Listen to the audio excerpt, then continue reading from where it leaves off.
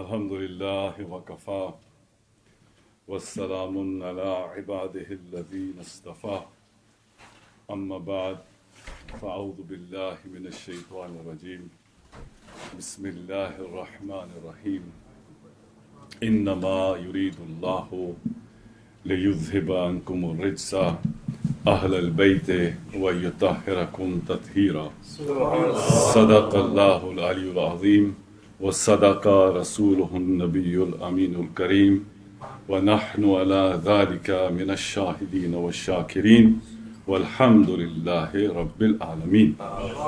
میرے محترم بزرگوں، بھائیوں، بچوں، السلام علیکم ورحمۃ اللہ وبرکاتہ۔ سب سے پہلے آئیے نبی پاک صلی اللہ علیہ وسلم کی بارگاہ میں درود شریف کا نذرانہ پیش کرتے ہیں۔ اللہم صلی علی محمد وعلی آل محمد وبارک وسلم وصلی علیہ۔ اللہم صلی علی محمد وعلی آل محمد وبارک وسلم وصلی علیہ۔ میرے قبلہ واجب الاحترام حضور قبلہ والد گرامی جناب پیر سید جاوید شاہ صاحب مدظل العالی، جناب سید توصیف شاہ صاحب اور جناب قاری نعمان صاحب اور دیگر جن کے میں نام نہیں جانتا، اختصار سے عرض ہے آج ہماری خوش قسمتی ہے کہ ہم جشن مولود حرم منا رہے ہیں، ہم ولادت حیدر کرار منا رہے ہیں۔ تو اس سے پہلے کہ میں کچھ عرض کروں، میں کوئی نہ نعت پڑھتا ہوں نہ کبھی پڑھی ہے، لیکن آج کیونکہ جشن ہے تو میں سمجھتا ہوں کہ چند میں شعر منقبت کے پڑھتا ہوں، پھر مختصر سی چند علمی توفیق ہوئی بات کروں گا، تو پھر انشاءاللہ قبلہ حضرت کا ہم بیان عالی شان سنیں گے۔ تو درود شریف پڑھیں۔ اللہم صلی علی محمد وعلی آل محمد وبارک وسلم وصلی علیہ۔ صدا آئی فضاؤں سے ابھر کر، یا علی مولا، آپ بھی کہہ سکتے ہیں۔ صدا آئی فضاؤں سے ابھر کر، یا علی مولا، دیے ساقی نے جب بھر بھر کے ساغر، یا علی مولا، صدا آئی فضاؤں سے ابھر کر، یا علی مولا، اور بھٹائی شافعی تبریز ہوں، بہلول دانا ہوں۔ حضرت شاہ عبداللطیف بھٹائی امام شافعی رضی اللہ عنہ، بھٹائی شافعی تبریز ہوں، بہلول دانا ہوں، وظیفہ ہے یہی ہر ایک کے لب پر، یا علی مولا، وظیفہ ہے یہی ہر ایک کے لب پر، یا علی مولا، ارے نادان، ارے نادان، ارے نادان، کیوں در در بھٹکتا پھر رہا ہے تو،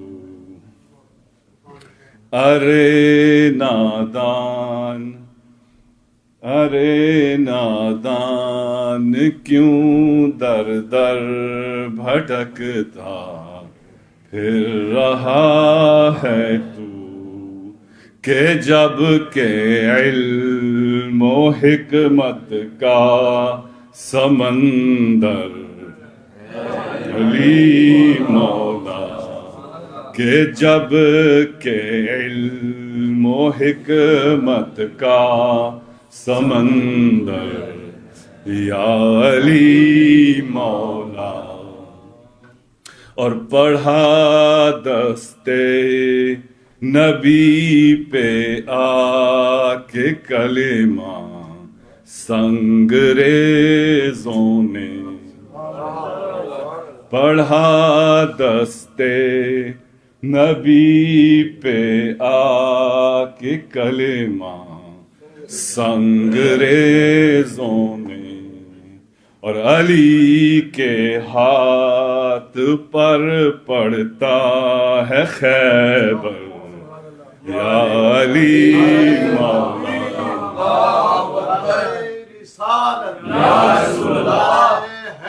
یا علی، پڑھا دستے نبی پہ آ کے کلمہ سنگریزوں نے، اور علی کے ہاتھ پر پڑتا ہے خیبر یا علی مولا۔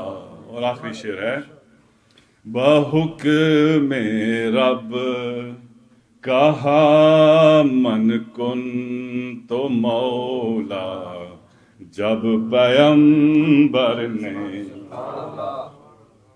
بحکم رب کہا من کن تو مولا، جب پیغمبر نے پکار اٹھا غدیر خم کا منبر یا علی مولا۔ وہ ایک شاعر نے کہا ہے کہ دل کی دنیا میں بھی ایک کعبہ بنانا چاہیے، جشن مولود حرم اس میں منانا چاہیے۔ یہ جب بھی وقت آتا ہے ولادت حیدر کرار کا، جب بھی 13 رجب کا اعلان ہوتا ہے، جب بھی یہ صدا بلند ہوتی ہے، تو ہمیں ہر طرف سے یہ فتوے آنا شروع ہو جاتے ہیں، یہ ملاؤں کے بیان شروع ہو جاتے ہیں کہ نہیں حضرت علی 13 رجب کو نہیں پیدا ہوئے، نہیں حضرت علی کعبہ میں پیدا نہیں ہوئے، اور ان ایام کو متنازع بنایا جاتا ہے۔ اس کے بارے میں کچھ عرض کرتا ہوں۔ دیکھیے کہ صحیح مسلم شریف کی حدیث ہے کہ حبک یا علی حبک ایمان و بغضک نفاق، کہ اے علی تیری محبت ایمان ہے اور تیرا بغض منافقت ہے۔ رسول پاک صلی اللہ علیہ وآلہ وسلم نے پوری اسلامی لٹریچر میں، پورے اسلام کے کتب کے اندر، سوائے اس جگہ کہیں بھی سرکار دو عالم صلی اللہ علیہ وسلم نے کسی فرد معین کے بارے میں یہ ایسا نہیں کہا۔ انصار کی محبت ایمان ہے، انصار کا بغض نفاق ہے، لیکن وہ ایک مجموعی لوگ ہیں۔ لیکن خاص ایک آدمی کے بارے میں خاص معین کر کے فرد واحد کے لیے جو کہا، جو معیار ہمارے لیے نبی پاک علیہ الصلوۃ والسلام نے سیٹ کر دیا منافقت کا اور ایمان کا، وہ یہی ہے حیدر کرار کی ذات، یا علی حب کا ایمان و بغض کا نفاق۔ اور جب رسول اکرم صلی اللہ علیہ وسلم نے یہ سٹینڈرڈ سیٹ کر دیا تو پھر صحابہ کیا کرتے؟ وہ اس کو فالو کرتے نا۔ اور ہم بھی ما انا علیہ اليوم، ہم بھی اہل سنت و جماعت ہیں، اور ہم بھی وہی کرتے ہیں جو سرکار دو عالم صلی اللہ علیہ وآلہ وسلم کے صحابہ کرام کرتے ہیں۔ ہمارا ایمان، ہماری باتیں بالکل وہ ہیں اور وہی نقش قدم ہے کہ جن پر صحابہ کرام کی عظیم ذوات جو ہیں چلی ہیں۔ ہم ایک بات بھی اگر اس سے باہر کریں تو ہم اہل سنت نہیں ہو سکتے۔ تو ہم تو صحابہ کے پیچھے چلنے والے ہیں. تو صحابہ کرام یا رسول اللہ، تو صحابہ کرام رضوان اللہ تعالی علیہم اجمعین وہ کیا کرتے تھے؟ حضرت ابو سعید الخدری جو خود انصار سے ہیں، جن کے بارے میں انصار والی حدیث میں نے بیان کی، جامع ترمذی شریف جو جو 6 کتابیں ہیں، 6 کتابیں ہیں، سیاہ ستہ ان کو کہا جاتا ہے، سیاہ عموماً لوگ کہتے ہیں، لیکن جو 6 کتابیں ہیں کینانیکل حدیث ہے، اس میں جامع ترمذی ایک حدیث ہے، سنن ترمذی شریف کے اندر یہ روایت ہے کہ حضرت ابو سعید الخدری رضی اللہ عنہ فرماتے تھے کہ ہمارے زمانے میں کہ مدینے میں نفاق تھا، منافقت، بہت منافق تھے، تو مطلب ان کی بھی بڑی بڑی داڑیاں تھیں، ان کے بھی پانچے اوپر ہوئے تھے، وہ بھی بڑے زکاتی تھے، بڑے نمازی تھے، بڑی متقی، ظاہر سے متقی پرہیزگار تھے. لیکن حضرت ابو سعید الخدری فرماتے ہیں کہ کننا نعرف المنافقین ببغضهم علیہ، کہ ہمارے پاس وہ ٹچ سٹون کون سا تھا، ہمارے پاس وہ معیار کون سا تھا کہ ہم کیسے پہچانتے تھے کہ وہ منافق ہے.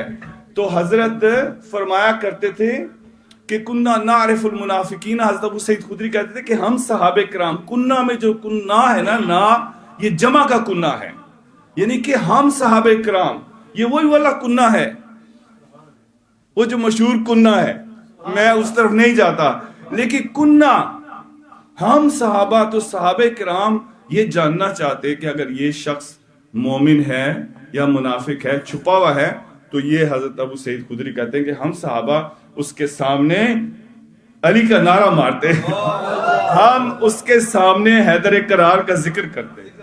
اور یہی پھر جابر ابن عبداللہ انصاری، یہ ابو سعید خدری انصاری تھے، پھر یہی جابر ابن عبداللہ انصاری وہ بھی روایت کرتے ہیں اپنے اساکر میں، کہتے ہیں کہ ہم بھی پہچانتے تھے منافقین کو، ہمیں شک تھا یار اس کی نمازیں بھی بڑی لمبی ہیں، اس کی جناب تمام چیزیں تو ہم تو پہچان نہیں سکتے.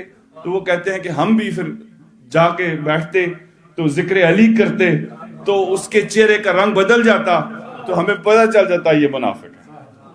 تو بہرحال ایک بات لمبی طویل ہو رہی ہے، میں بالکل ختم کرنا چاہتا ہوں. تو یہ ذکر ہے، یہ دن ہے، ہم اپنے ایمان کی جو سائن ہے اس کو ثابت کرنے کے لیے ہم یہ جشن حیدر کرار بھی منا رہے ہیں. یہ نہیں کہ اگر نہیں کریں گے تو نہیں ہوگا، لیکن یہ بھی ایک اس کی نشانی ہے. تو اب اس طرح سے ہوا کہ صحابہ کرام کرتے تھے، بلکہ آپ چھوڑیں، جو سب صحابہ کرام میں افضل ترین صحابی ہیں، جو سب سے افضل صحابہ میں سے جو سب سے افضل ہیں، حضرت ابو بکر صدیق رضی اللہ تعالیٰ عنہ، حضرت ام المؤمنین عائشہ صدیقہ سلام اللہ علیہا، وہ کہتے کہ ابا جان میں دیکھتی ہوں کہ آپ حضرت علی کے چہرے کے اوپر ٹک ٹکی باندھ کے ہر وقت دیکھتے رہتے ہیں، کیا وجہ ہے؟ تو فرماتے ہیں سیدنا ابو بکر صدیق خلیفہ اول فرماتے ہیں کہ بیٹی بات سنو، رسول اکرم صلی اللہ علیہ وسلم نے فرمایا کہ النظر الی وجہ علی عبادہ، کہ علی کے چہرے کو دیکھنا عبادت ہے. اور ایک روایت ہے النظر الی علی عبادہ، علی کی طرف دیکھنا عبادت ہے. یہ ہے حضرت ابو بکر صدیق، علی کو دیکھنا انہوں نے قرار دیا عبادت. حضور پاک نے فرمایا یعنی کہ حضرت ابو بکر صدیق اپنے رتبے بڑھا رہے ہیں علی کو دیکھ کر، عبادت جو ہے. تو اب میں سوچتا ہوں میں کہ یا اللہ یہ تو ہو گیا، چلو کہ جو صحابہ کرام تھے ان کے پاس فیسیلیٹی تھی. اور یہ جو حدیث ہے النظر الی وجہ، میں آسانی سے تعقبات سیوطی اٹھا کے دیکھ لیں، اس میں انہوں نے لکھا ہے اسنادہ حسن، حدیث اوتھینٹک ہے، مطلب کوئی ٹلا نہیں ہے. اگر آپ دیکھیں کہ یہ تو اس میں نظر حضرت علی کی چہرے کی طرف دیکھنا عبادت ہے، ٹھیک ہے، لیکن وہ تو صحابہ کے لیے تھا کہ یا رسول اللہ پھر ہم کیا کریں، یا رسول اللہ ہم گناہگار، 1400 سال بعد ہم یہاں بیٹھے ہیں، آپ نے کہا نماز واجب ہے، فرض ہے، وہ بھی نماز پڑھتے تھے، ہم بھی نماز پڑھتے تھے، یعنی کہ ان کو بھی فیسیلیٹی تھی، ہمیں بھی فیسیلیٹی تھی، وہ روزے رکھتے تھے تو ہم بھی روزے رکھتے ہیں، ان کو بھی فیسیلیٹی تھی تو ہمیں بھی فیسیلیٹی ہے، تو اب یہ تو عدل نہیں ہے نا۔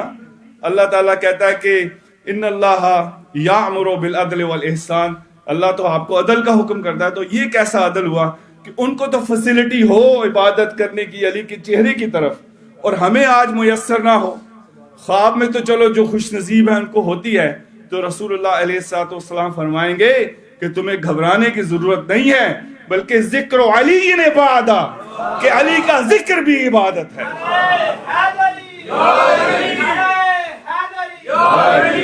تو یہ زندہ باد، تو یہ مطلب ہے کہ جو ہمارا آج کا دن ہم منا رہے ہیں، اور جو بھی خوش نصیب جن کو یہ سعادت حاصل ہو رہی ہے، یہ وہی ہو رہا ہے کہ جو سرکار دو عالم صلی اللہ علیہ وسلم نے ہمیں کہا اور ہم کر رہے ہیں۔ ایک سوال کا جواب دے کے میں بیٹھ جاتا ہوں، مجھے کوئی زیادہ وہ یہ نہیں ہے، میں ٹائم فٹ کر کے نہیں آیا کہ مطلب 10 منٹ زیادہ ہو گئے شاید، تو میں آپ سے آخر میں جو بات کرنا چاہتا ہوں، ایک تو 13 رجب کی بات ہے کہ بھائی 13 رجب کو آپ کیوں مناتے ہیں، کہاں لکھا ہے؟ یہ ان کی بات صحیح ہے کہ امت میں مشہور ہے 13 رجب کو، کہ بلکہ اہل تشیع کی کتابوں میں تو 7 شعبان ہیں، یہ بھی آپ کو پتا، شیخ توسی نے لکھا 7 شعبان، تو 13 رجب یہ صحیح ہے کہ لکھا ہوا نہیں ارلی سورسز میں، کہ جیسے کئی بہت ساری چیزیں نہیں ہیں، مثلا آپ 27 رجب کو کیا مناتے ہیں؟ کون سی شب معراج مناتے ہیں نا، آپ سب کو پتا ہے نا۔ میں آپ کو کہتا ہوں کہ اسلام کی پہلی 500 سالہ کتابوں میں مجھے کہیں 27 رجب شب معراج نکال کے دکھا دیں، نہیں ہے، کدھر سے لے کے آئے ہو؟ تو صرف حضرت علی کی 13 رجب کو ہی پرابلم ہے آپ کو، تو پھر اس معیار پہ تو آپ 27 رجب کو معراج بھی نہ منائیں۔ تو ایک تو یہ بات، دوسری بات یہ تو کہتے ہیں کہ کعبہ شریف میں حضرت علی کرم اللہ وجہ الکریم کی ولادت جو ہے وہ نہیں ہوئی، اور اس میں 2 روایتیں ہیں، مسئلہ بہت لمبا ہے، میں اس کے بارے میں کچھ لکھ بھی رہا تھا تو میرے ذہن میں ہے۔ یہ کہا جاتا ہے کہ 2 شخصیات ہیں کہ جن کو کعبے میں پیدا ہوئے، تو ڈیپینڈ کرتا ہے آپ ڈیوائیڈ کے کس سائڈ پہ ہیں، تو جو اس طرف جاتے ہیں وہ کہتے ہیں حضرت علی نہیں پیدا ہوئے، یہ روایت غلط ہے، اور جو اس طرف ہیں وہ کہتے ہیں کہ وہ نہیں پیدا ہوئی، یہ روایت غلط ہے۔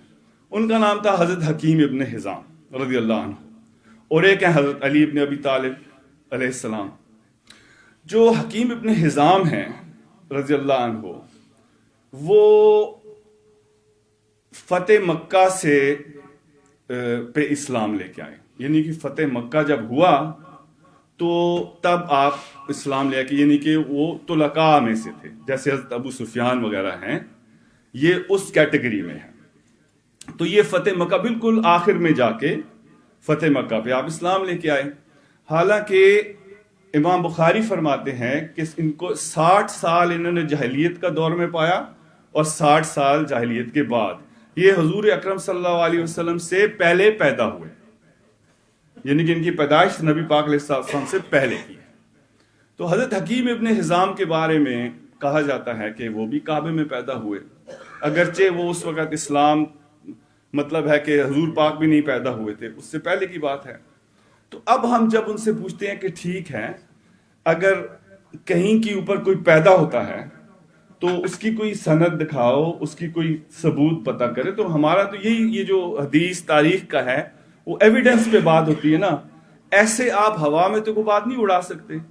تو پھر جو سب سے بیسٹ ایویڈنس، میں اختصار سے عرض کر رہا ہوں، سب سے بیسٹ ایویڈنس اس مسئلے میں جو آتا ہے وہ کہتے ہیں کہ ایک کتاب ہے نسب قریش، اس میں نسب قریش میں زبیر ابن بکار نے لکھا ہے، کہ 256 ہجری 256 ہجری میں وہ فوت ہوئے.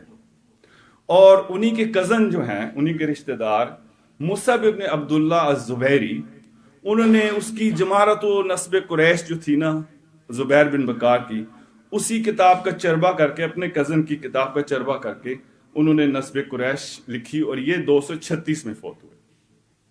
مینلی پرائمریلی یہ یہاں پہ آتا ہے. امام حاکم جب یہ روایت بیان کرتے ہیں کعبے کی تو کہتے ہیں کہ حکیم ابن حزام پیدا ہوئے. مصعب ابن عبداللہ کہتا ہے زبیری، وہ کہتا ہے کہ حکیم ابن حزام کعبے میں پیدا ہوئے. وہ کہتا ہے کہ حکیم ابن حزام اور ان کے سوا اور کوئی پیدا نہیں ہوا. اس کے اوپر اعتراض کرتے ہوئے امام حاکم فرماتے ہیں کہ نہیں، فقط تواترت الاخبار، لیکن یہ بات صحیح نہیں ہے، بلکہ اخبار کا، تاریخ کا، لوگوں کی روایتوں کا اس پہ تواتر ہے.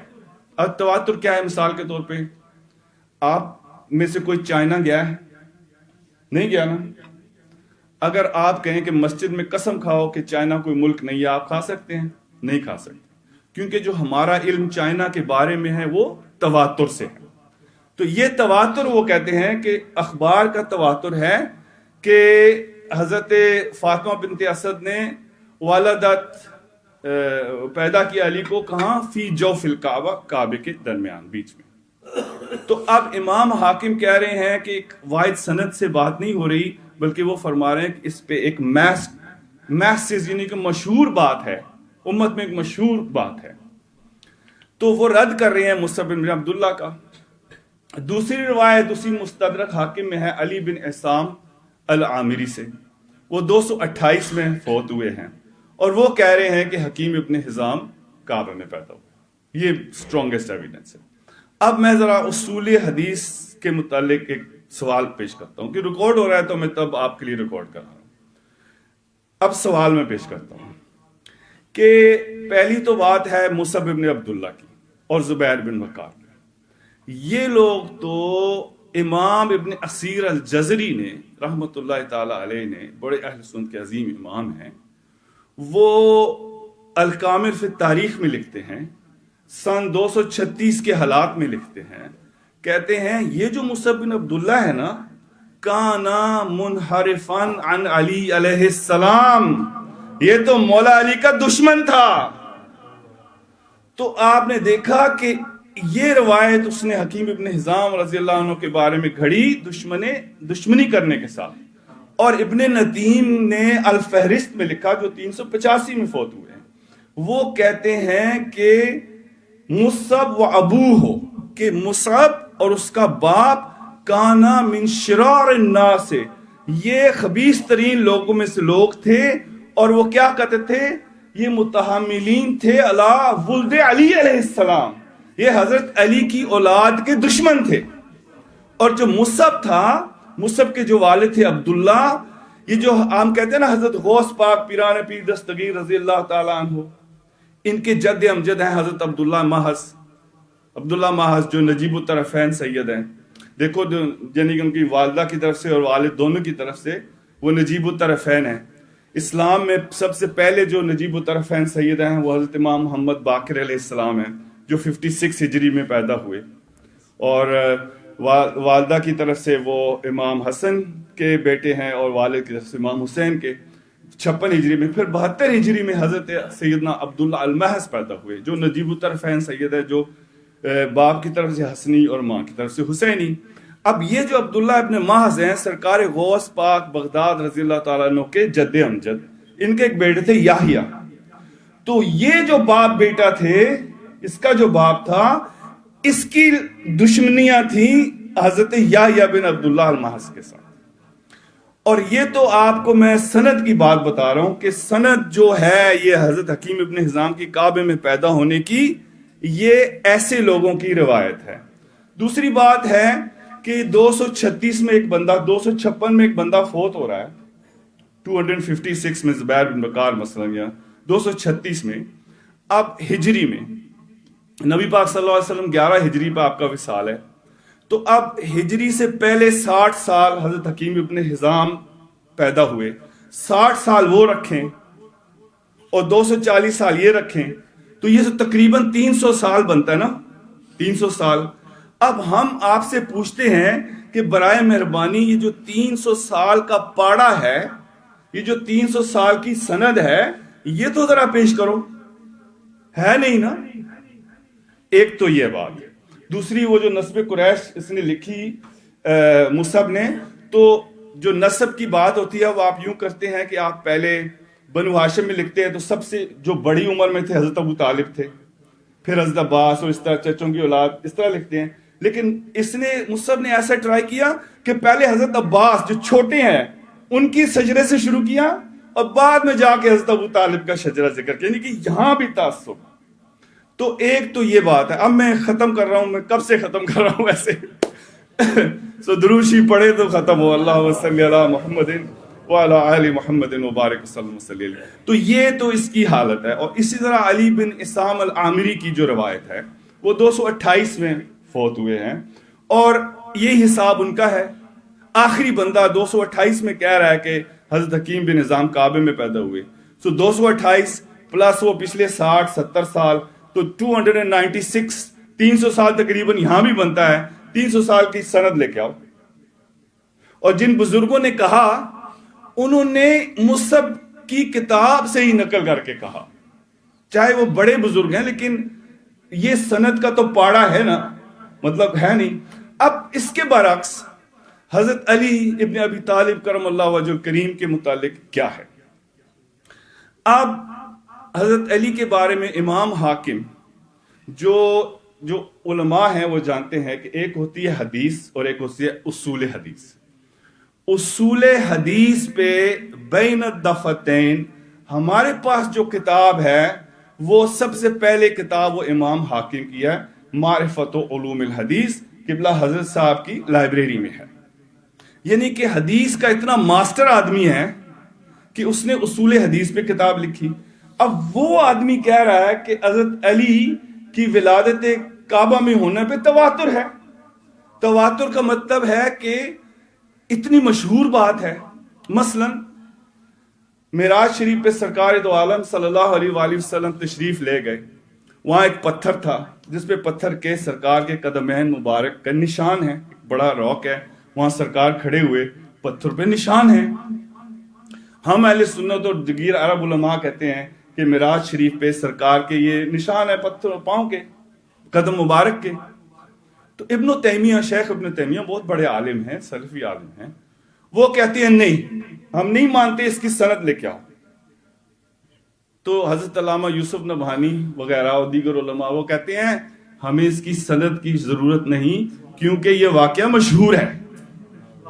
یعنی کہ سند تو وہاں جاتی ہے کہ جہاں کوئی بات ان نون ہو۔ کہتے ہیں یہ تو ایک مشہور بات ہے، تو جو مشہور بات ہے اس کی سند کی ضرورت نہیں۔ تو یہی تو ہم کہتے ہیں کہ حیدر کرار کعبہ میں پیدا ہوئے، یہ ایک مشہور بات ہے۔ اور 256 میں زبیر بن بکار اور 236 میں یہ پیدا ہوئے، یہ تو اب آگے کہہ رہی ہے نا۔ میں آپ کو بتاتا ہوں 172 ہجری میں جو فوت ہوئے السید الحمیری، اسماعیل بن عبداللہ الحمیری، سید جو ان کا لقب ہے، وہ شاعر تھے۔ السید وہ کو سادات میں سے نہیں ہے، السید جو ان کا لقب ہے وہ سید الشعراء سے ہے۔ جو الاغانی کی کتاب ہے ابو الفرج اصفہانی الاموی کی، وہ کہتے ہیں کہ 3 بڑے شاعر ہیں، ان 3 بڑے شاعروں میں سے ایک شاعر یہ الحمیری ہے۔ تو الحمیری 172 ہجری میں فوت ہوئے، اگرچہ وہ کہتے ہیں کہ وہ پہلے کیسانیہ تھے، لیکن کسے اس کے علاوہ اس سے ہٹ کے وہ اپنے دیوان میں کہتے ہیں 172 ہجری میں کہ علی علیہ السلام کعبہ میں پیدا ہوئے، شاعر میں۔ یعنی کہ تاریخی اعتبار سے، کلچر کے اعتبار سے سب سے پہلے کہیں ہمیں ذکر ملتا ہے کسی کی ولادت کعبہ میں، اور وہ حضرت علی کی ولادت کا ہے۔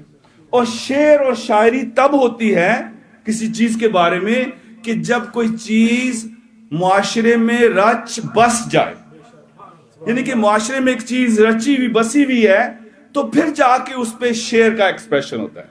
تو الحمیری نے 172 ہجری، پرانی بات ہے، وہاں انہوں نے کہا کہ حضرت علی کعبے میں پیدا ہوئے۔ سن 200 ہجری میں ابو البختری قاضی القضات تھے، چیف جسٹس تھے ابو البختری، وہب ابن وہب ان کا نام تھا، 200 ہجری آفٹر ہجرہ میں پیدا ہوئے۔ خطیب بغدادی کی کتاب آپ تاریخ بغداد دیکھیں تو وہ کہتے ہیں کہ قاضی ابو البختری رحمت اللہ علیہ نے کتاب لکھی تھی مولد امیر المؤمنین علی ابن ابی طالب، کہ حضرت علی کی ولادت کے اوپر کتاب لکھی۔ اب آپ خود بتائیں، ولادت تو تبھی خاص طور پہ کتاب لکھتی ہے نا جب کوئی اسپیشل ہو، ایسے تو نہیں لکھتے۔ آپ نے دیکھی کتابیں اور کسی کو ولادت نہیں لکھی، آپ ان کی سیرت وغیرہ بھی دیکھتے ہیں، لیکن ابھی کتاب مفقود ہے۔ تو یہ زبیر بن بکار، یہ علی بن اسام عامری، یہ جناب موسیٰ بن عبداللہ، یہ جو بعد کے لوگ ہیں، ان سے پہلے اسلام اس کلچر میں، شاعروں میں اور بڑے بڑے لوگوں نے حضرت علی کی ولادت کا ذکر کیا ہے اور حضرت علی کی ولادت کا کعبے کا بیان فرمایا۔ تو لہٰذا یہ جو تواتر ہے، اور میں اس پہ بہت سارے حوالے اور دے سکتا ہوں، لیکن یہ ایک ٹیکنیکل پوائنٹ تھا کہ زمانی اعتبار سے بھی سب سے پہلے مینشن حضرت علی کا ہوا، اور پھر کیونکہ یہ موسیٰ بن عبداللہ، یہ منحرفین عن علی علیہ السلام، تو یہ یوں فرماتے تھے، تو یہ لوگ یوں کرتے تھے کہ یہ حضرت علی کی جو فضائل ہیں، آپ نے کئی دیکھے ہوگا، ہم کہتے ہیں نا مدینۃ العلم ولی بابھا، تو اگلے جو ہے اس حدیث کو اس کے دم چھلے لگا کے ان کو فضائل مقلوبہ کرتے ہیں۔ اسی طرح حضرت علی کی فضائل ہیں تو وہ یوں کرتے ہیں کہ ان فضائل کو کینسل کرنے کے لیے دوسرے لوگوں کی طرف منسوب کر دیتے ہیں۔ تو بہرحال آخر میں کافی آپ کا وقت لے گیا، تو لیکن یہ کچھ باتیں میں نے مینشن کر دی ہیں، اور تاکہ آپ کو دونوں طرف سے یہ بات سمجھ آ جائے کہ ہم جو آج کی ولادت باسعادت منا رہے ہیں، اللہ سبحانہ تعالیٰ سے دعا کرتے ہیں کہ یا اللہ ہماری عبادت قبول فرما، اور اللہ تعالیٰ جتنے بھی یہاں لوگ ہیں سب کے نیک مقاصد اور حاجات کو پورا فرما۔ وآخر دعوانا الحمدللہ رب العالمین۔